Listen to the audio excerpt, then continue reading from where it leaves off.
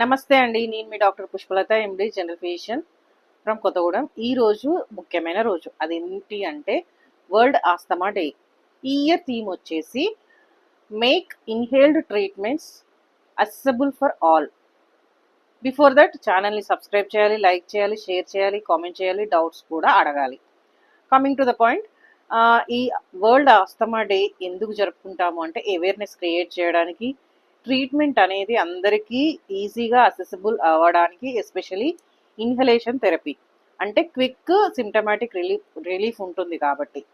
So అసలు asthma అంటే ఏంటి అని అంటే ఇది ఒక ఇన్ఫ్లమేటరీ కండిషన్ అండి. మోస్ట్లీ జెనెటిక్ రిలేటెడ్ ఉంటుంది.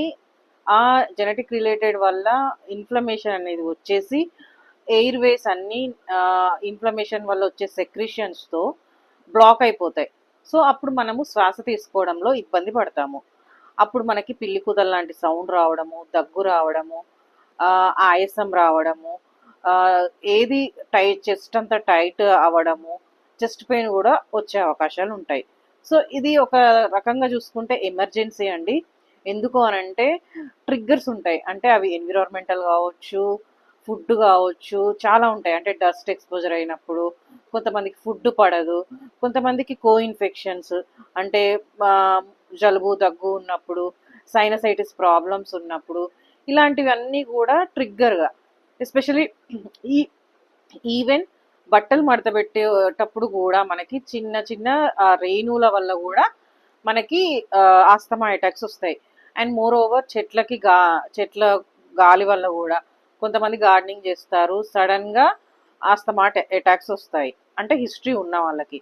సో చాలా ఉంటాయండి, చాలా కేర్ఫుల్గా ఉండాలి. మెయిన్గా ఈ అలర్జీకి మనకి ట్రీట్మెంట్ అంటే ఏంటి అంటే దాని నుంచి మనం దూరంగా ఉండాలి.